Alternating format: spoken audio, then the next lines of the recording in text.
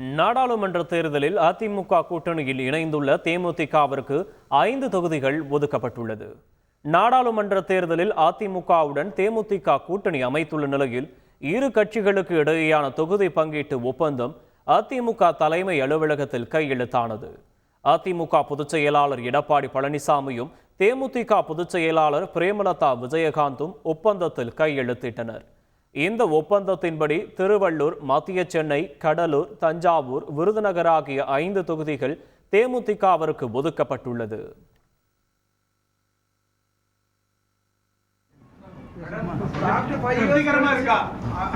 ஒதுக்கப்பட்ட 5 தொகுதிகள்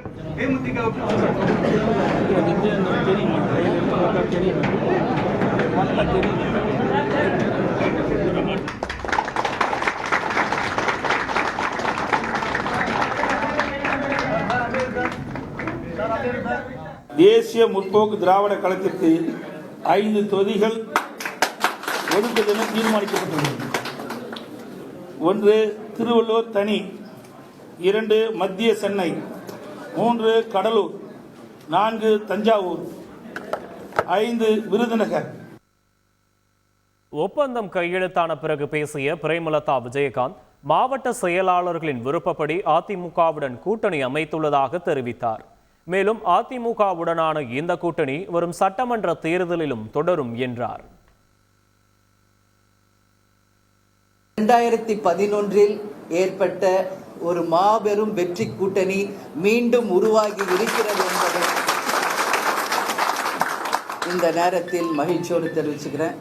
அந்த வெற்றி மீண்டும் நிச்சயமாக இந்த பாராளுமன்ற தேர்தலிலும் அதுக்கு அடுத்து வரப்போகிற உள்ளாட்சி தேர்தலிலும் 2026 நிச்சயமாக இந்த கூட்டணி தொடரும்.